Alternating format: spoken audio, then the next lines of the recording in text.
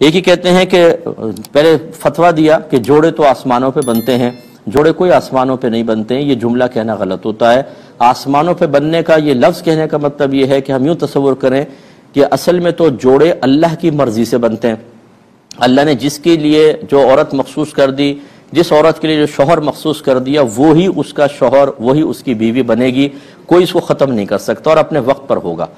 اب یہ تو ایک اصل مسئلہ ہے۔ اب آپ کہیں جوڑے آسمانوں پہ بنتے ہیں تو یوں تصور میں آئے گا کہ جیسے اللہ تعالیٰ آسمان پر ہے اور وہاں اس نے یہ جوڑے مختص کر دیے۔ جوڑے تو مختص اللہ نے کیے لیکن وہ آسمان پر تو نہیں ہے، تو یہ کہنا جی جوڑے آسمان پہ بنتے ہیں، یہ غلط محاورہ ہے، یہ عام لوگوں نے چھوڑ دیا کسی نے فضا کے اندر اور ہم اس کو قبول کر لیتے ہیں، تو اس کو ہرگز نہ کہیں، بلکہ اس کے اندر کوئی سخت حکم بھی لگ سکتا ہے، کفر کا حکم بھی لگ سکتا ہے، اس لیے احتیاط کیجئے۔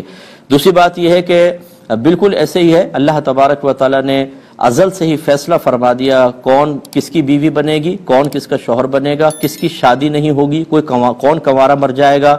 اور کس کی شادی ہو کے نہیں چلے گی، ختم ہو جائے گی۔ لیکن یہ ضرور ہے کہ اگر ہماری کوتاہی سے ختم ہوئی ہے تو اس کو اس کی سزا ضرور ملے گی، لیکن بہرحال یہ فیصلے ازل سے ہو چکے ہیں، لہٰذا کسی بہن کا یہ کہنا کہ جی وہ شخص مجھے مل جائے، کسی مرد کے دعا کرنا وہ عورت مل جائے، یہ غلط ہوتا ہے، اس کو منع کیا ہے۔ ہاں یوں کہہ سکتے ہیں کہ اللہ تبارک و تعالیٰ جس سے تو نے میرا عقد رکھا ہے اگر وہ میرے حق میں بہتر ہے، یا اگر اس کے ساتھ رکھا ہے اور یہ میرے حق میں بہتر ہے تو اس معاملے کو آسان کروا دے، لیکن مخصوص شخص کو سامنے رکھ کر یا مخصوص اوصاف کو سامنے رکھ کر دعا کرنا کہ مجھے ایسا ہی شوہر چاہیے، مجھے ایسی بیوی چاہیے، یہ ہرگز نہ کریں۔ وجہ اس کی یہ ہوگی کہ فیصلہ پہلے ہو چکا ہے، اللہ تعالیٰ اپنے فیصلوں کو آپ کی خواہشات کی وجہ سے بدلے گا نہیں۔ آپ نے کی شادی ہوئی اور ویسا نہیں ملا تو پھر شیطان فوراً ذہن میں ڈالے گا کہ دیکھو تم نے کتنی دعا کی لیکن اللہ نے تمہیں کیسا شوہر دے دیا، تمہیں کیسی بیوی دے دی، حالانکہ وہ تو اپنے فیصلے نہیں بدلتا نا۔ لا مبدل لکلمات اللہ، لا تبدیل لکلمات اللہ، اللہ کے کلمات تبدیل نہیں ہوتے، اللہ کے کلمات کو کوئی بدلنے والا نہیں ہے۔ ہم پہلے شریعت سیکھتے نہیں ہیں اور چاہتے ہیں کہ اللہ تعالیٰ ہماری مرضی کے تابع ہو جائے، معاذ اللہ یوں تصور بن گیا ہے یا یوں ہماری حرکات ظاہر کر رہی ہیں کہ جیسے ہم اس کے بندے نہیں ہیں، وہ مطلب یہ کہ معاذ اللہ ہمارا ماتحت ہو گیا، اس لیے ہماری ہر دعا قبول ہونی چاہیے ورنہ ہم ناراض ہوں گے۔ اس کا کہنا مانے نہ مانے، نماز ہم نہیں پڑھتے، روزہ ہم نہیں رکھتے، زبان کی حفاظت ہم نہیں کرتے ہیں، رزق حلال کی طرف ہم کامل طور پر آتے نہیں ہیں، ہم کچھ بھی نہ مانیں، اللہ تعالیٰ ہماری مانے، اس لیے تھوڑا سا اس پر توجہ کرنی چاہیے، یہ چیزیں صحیح نہیں ہیں۔ ایک ہی کہتی ہیں کہ جب سب لکھا ہوا ہے، کسی نے کہا جب سب لکھا ہے تو پھر عمل کیوں کریں، اور جس کا جہنم لکھا ہے وہ جہنم میں جائے گا۔ دیکھیں آپ یوٹیوب پہ جائیے اور وہاں پہ تقدیر کا بیان بائے مفتی اکمل لکھیے گا، آپ کو پورا تقدیر کا بیان مل جائے گا۔ مسائل جو ہدایت، گمراہی، نیکی، بدی، اسلام، کفر کے ہوتے ہیں، اس میں اللہ تبارک و تعالی نے ہمیں ایک طرح کا اختیار دیا ہوتا ہے، اسی لیے ہمیں عقل دی ہے، انبیاء علیہ السلام، آسمانی کتابیں، یہ تمام چیزیں اہتمام کی ہیں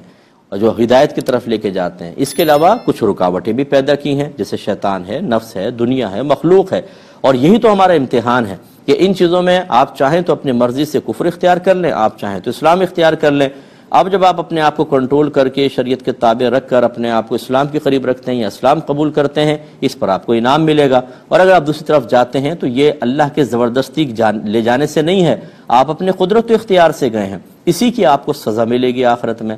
صحابہ کرام علیہم الرضوان نے بھی یہی کویسچن کیا تھا کہ یا رسول اللہ اگر سب کچھ لکھا جا چکا ہے تو عمل کاہے کا رہا؟ نبی کریم صلی اللہ علیہ وسلم نے فرمایا تم عمل کرتے رہو، اللہ تبارک و تعالی نے جس کے لیے پیدا کیا ہے اس کے لیے وہ آسان کر دے گا۔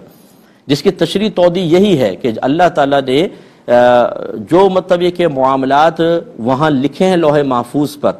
وہ ہو کر رہیں گے، لیکن ان میں معاملات دو طرح کے ہیں، ایک میں ہمیں اختیار دیا ہے باقاعدہ اور اس اختیار کی وجہ سے ہی تو جزا اور سزا ہے، اگر ہم غیر مختار ہوتے، بالکل مجبور محض ہوتے تو سزا کیوں ملتی؟ اس لیے نیکی، بدی اور گمراہی اور ہدایت، صحیح غلط، اسلام کفر، یہ وہ مسائل ہیں جن میں ایک طرح کا اختیار ہے، ان میں بچہ اور پپو بننے کی ضرورت نہیں ہے کہ جی ہم کیا کریں، اگر اللہ تعالیٰ نے چوری میری قسمت میں نہ لکھی ہوتی تو کیوں ہوتا؟ ایسے شخص کو اگر ایسے کوئی عقیدہ رکھتا ہے تو پھر چور کو کیوں پکڑتے ہیں آپ؟ اس کی قسمت میں چوری تھی، اس نے چوری کر لی، لے گیا آپ کا مال، تو پھر کیوں آپ ناراض ہوتے ہیں؟ تو یہ بالکل غلط چیز ہوتی ہے، اس میں یہی حکم شرع جو میں نے عرض کیا ہے۔